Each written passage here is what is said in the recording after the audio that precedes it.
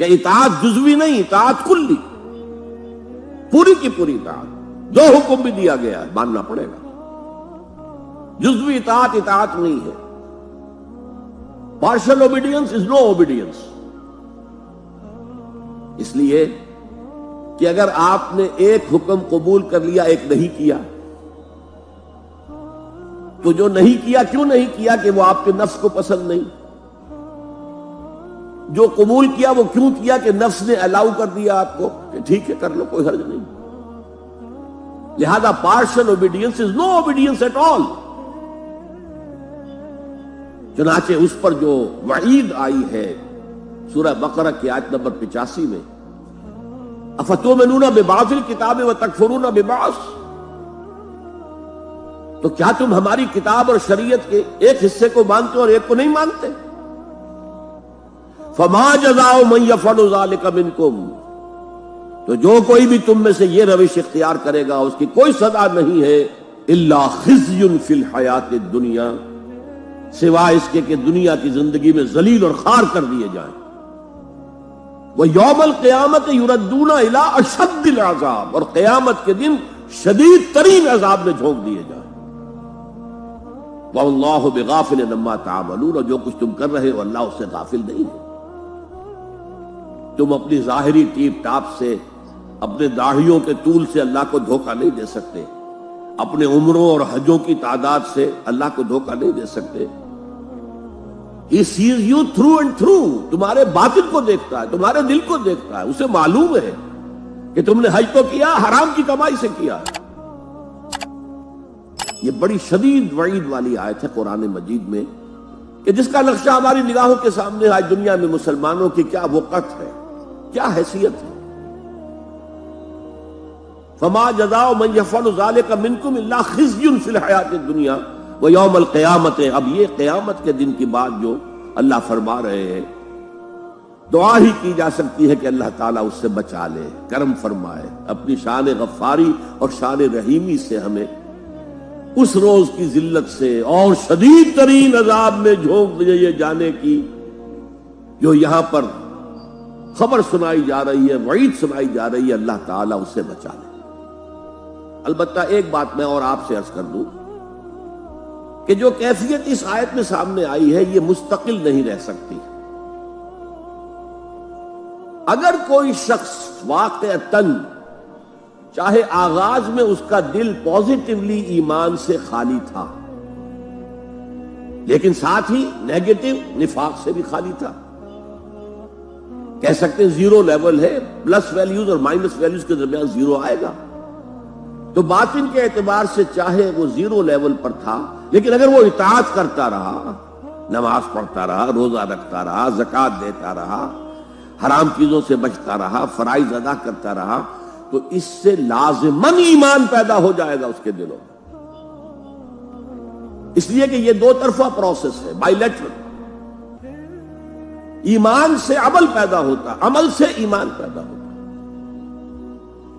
عمل انسان جب کرتا ہے، اللہ کی راہ میں قربانیاں دیتا ہے، زادتہم ایمانا، ان کے ایمان میں اضافہ ہو گیا کہ ایمان دل میں آ گیا تو ایک کشاکش اندر شروع ہو جائے گی۔ آپ کے نفس کی خواہش کچھ اور ہے، ایمان کہتا ہے غلط، کشاکش ہوگی کہ نہیں؟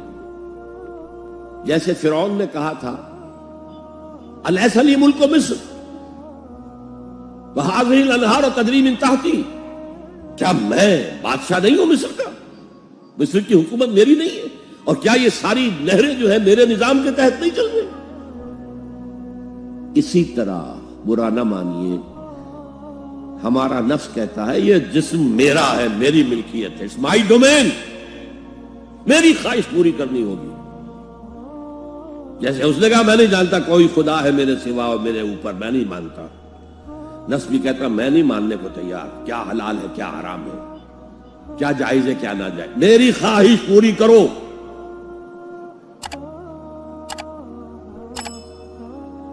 اس کے خلاف جہاد۔ نفس ماں ہم کم ترس فرعون نیست، میرا نفس بھی فرعون سے کم نہیں ہے، لیکن ایراعون نیست، اس کے پاس لاؤ لشکر تھا، اس نے زبان سے بھی کہہ دیا تھا انا ربکم الاعلی، میں ہوں خدا۔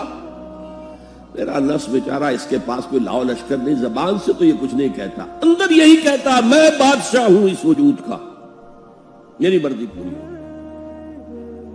اسٹرگل اگینسٹ دس بیسر سیلف، ایک سیلف ہے اونچی سیلف، خود ہی انا، ایگو، اور ایک ہے یہ بیسر سیلف، حیوانی جبلتیں جو اندھی بہری ہیں، جو حلال حرام سے انہیں کوئی غرض نہیں، ان کے خلاف جہاد کرنا۔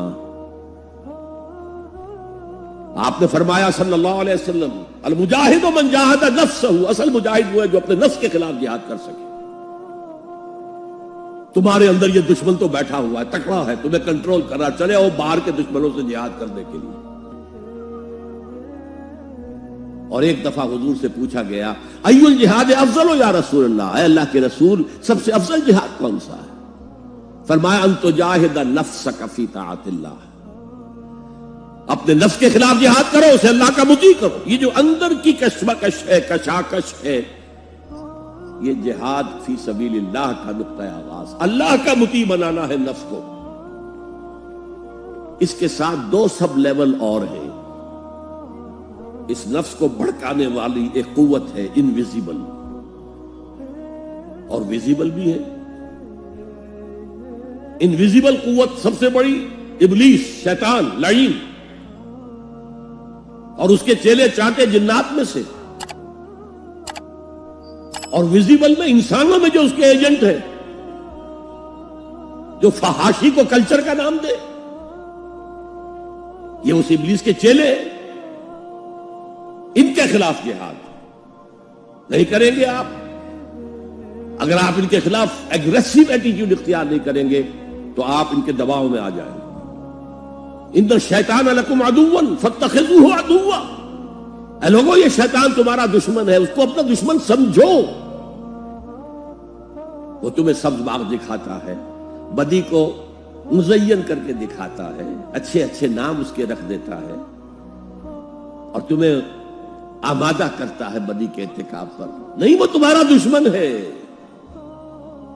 افتتخذونہ وذریتہ اولیاء من دونی، تم مجھے چھوڑ کر اسے اور اس کے چیلے چانٹوں کو تم اپنا دوست بناتے ہو۔ شیطان کے خلاف جنگ کرو۔ اور تیسرا اس پر سب لیول کیا ہے؟